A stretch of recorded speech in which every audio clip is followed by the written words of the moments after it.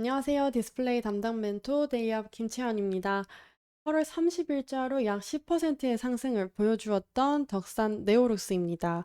오늘까지도 상승 이어져오는 모습 보여주면서 저점을 계속해서 가져왔던 이 덕산 네오룩스에는 호재가 될 수 있겠는데요. 앞으로도 이 상승이 지속 가능할지에 대해서 관련된 재료 두 가지를 제가 한번 정리해 봤습니다.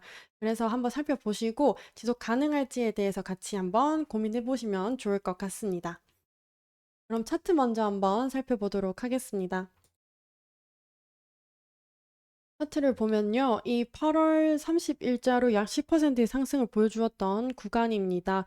그에 따라서 오늘까지도 뭐 자세히 보시면 약 윗꼬리를 달면서 1%로 좀 낮은 상승을 보여주기는 했지만요. 그래도 상승을 이어오고 있었다는 점에서 좀 나쁘지 않은 모습 보여주고 있는 것 같고요. 또 특히나 그 부분이 주목이 되는 부분은 한 요 정도 이 구간에서 계속해서 박스권을 형성해 왔기 때문에 바로 30일자와 오늘자로 이어져 온 상승이 의미 있어 보이는 모습입니다. 또 관련해서 이 매매 동향을 함께 살펴보면요. 8월 30일자로 거래량 그리고 거래 금액이 굉장히 높게 들어온 모습 볼 수 있겠습니다.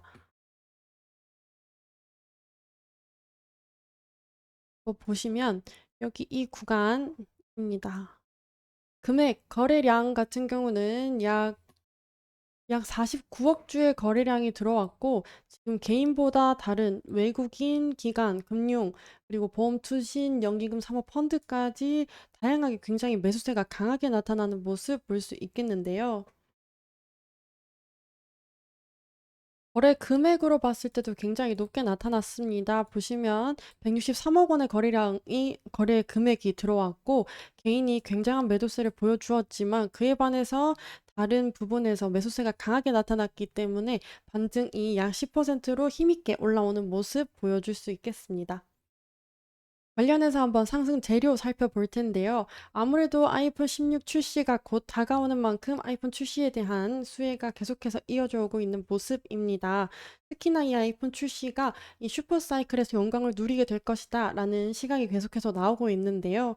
한동안 아이폰의 부진에서 이번에 AI를 탑재하면서 아무래도 판매량이 굉장히 높아질 거다라는 시각이 보이고 있습니다. 이 첫 AI를 탑재한 아이폰 같은 경우는 또 더해서 올레드가 처음으로 탑재된 아이폰인데요.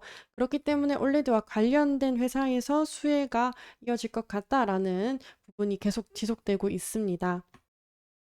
그래서 보시면 아이폰 16 시리즈가 역대급 판매량을 기록하게 될 것이다 라고 보여지고 아이폰 16, 15와 비교했을 때는 10% 이상 증가한 생산 물량을 준비 중이다 라고 되어 있는 만큼 애플 측에서도 전망이 좋아 보일 것으로 나타난다라는 의미가 되겠습니다.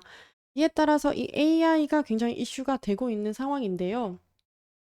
특히나 이 삼성 갤럭시가 처음으로 AI를 탑재하고 나서 이슈가 부각된 만큼 애플 같은 경우는 조금은 뒤늦게 AI를 탑재하면서 아이폰을 출시하게 되었습니다. 기반으로 봤을 땐 이 챗 GPT가 탑재된 것이 애플이고요.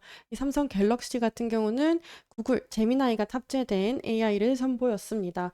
그래서 양자 대결 구조로 어떤 AI가 더 뛰어날 것인가 이런 관점으로 보여지는 경우도 되게 많은데요. 이 AI로 인해서 애플 아이폰 16이 더욱더 높은 판매량을 보일 것이다 라고 전망되는 만큼 올레드 탑재에 대한 수혜도 이어질 것으로 보여지고 있는 상황입니다. 뿐만 아니라 이 덕산 네오룩스가 블랙 PDL이라고 하는 소재도 같이 개발하고 있다는 점도 부각되고 있습니다. 이 PDL이 탑재된 부분과 탑재되지 않은 구조로 나뉘어지고 있는데요. 삼성 갤럭시 폴드 3부터 탑재 소재가 사용되었고 이 블랙 PDL 같은 경우는 블랙 PDL을 사용하면서 구조를 굉장히 단축화시킬 수 있는 장점이 있습니다. 그래서 기존 모델 같은 경우는요. 기존 구조가 평광판이 들어가는데 이 평광판이 올레드에서 빛을 발광시키면 이 평광판을 거치면서 올레드의 빛의 50%밖에 노출이 되지 않는다는 점이 굉장히 단점으로 손꼽히고 있었습니다. 그에 따라서 전력 효율이 굉장히 떨어진다는 부분이 아주 단점이었는데요. 이 부분은 블랙 PDL을 탑재하면서 구조를 단순화시키고 그리고 더욱더 높은 빛을 발산시킴으로써 소비 전력이 굉장히 좋아졌다, 효율이 높아졌다라는 부분에서 이 PDL이 각광받고 있습니다. 또 이 구조가 단순화되어 가기 때문에 아무래도 더욱더 얇게 만들 수 있다는 점이 아주 좋은 장점이 되겠는데요. 그에 따라서 갤럭시 폴드 3, 4, 5 시리즈에 탑재가 되었었습니다. 아무래도 구조가 단순화가 된다는 것은 그만큼 얇게 만들 수 있다라는 의미가 될 텐데요. 아무래도 이 폴드 같은 경우는 단일 패널이 아니라 패널이 두 개 겹쳐지기 때문에 더욱더 두께가 두꺼워질 수밖에 없습니다. 그에 따라서 조금 더 얇게 만드는 것이 이 폴드의 장점이 부각되는 부분이 될 수 있겠는데요. 특히나 이 폴더블 같은 경우는 삼성뿐만이 아니라 글로벌 시장에서 계속해서 각광받고 있는 상황입니다. 삼성전자가 선두를 이어왔지만 삼성전자의 점유율이 점차 떨어지고 있는 상황이고 하웨이 그리고 아너 모토로라 그리고 오포 등 다양한 글로벌 업체에서 점유율을 되어 나가고 있다라는 부분이 글로벌 폴더블 폰의 시장을 점점 키우게 되는 과정이 되고 있는데요. 그에 따라서 24년 현재도 지금 폴더블이 계속 생산되고 있는 과정에 있지만 앞으로는 더욱더 넓어지는 시장이 만들어질 거다라는 전망이 나오고 있는 상황입니다. 그에 따라서 이 폴더블에 대한 경쟁 강화가 되게 심화가 되고 있습니다. 이 보시면 갤럭시 스마트폰 같은 경우는 AI도 탑재가 되면서 조금 더 얇게 만들고 올레드를 사용하게 되면서 화질도 점점 개선되는 이런 기능적인 부분에서 굉장히 경쟁력이 심화되고 있는 상황인데요. 그에 따라서 이번에 삼성 슬림이 나오게 될 예정인데 약 10mm대로 나오게 될 예정이지만 현재 지금 다른 중국 업체에서 더 얇은 폰들이 나오고 있다는 점이 조금은 우려가 되고 있는 상황입니다. 그래서 이 블랙 PDL 같은 경우는 글로벌 시장이 점점 넓어지고 있고 이 폴더블의 경쟁이 심화되는 과정에서 슬림함도 경쟁력 중 하나가 되고 있는 상황이기 때문에 이 블랙 PDL에 대한 소재가 이 삼성뿐만이 아니라 중국향으로도 판매가 증진되고 있다라는 점에서 이 덕산 네오룩스에 대한 전망, 판매량이 조금 더 나아질 것이다라는 긍정적인 시각들이 형성되고 있는 상황입니다.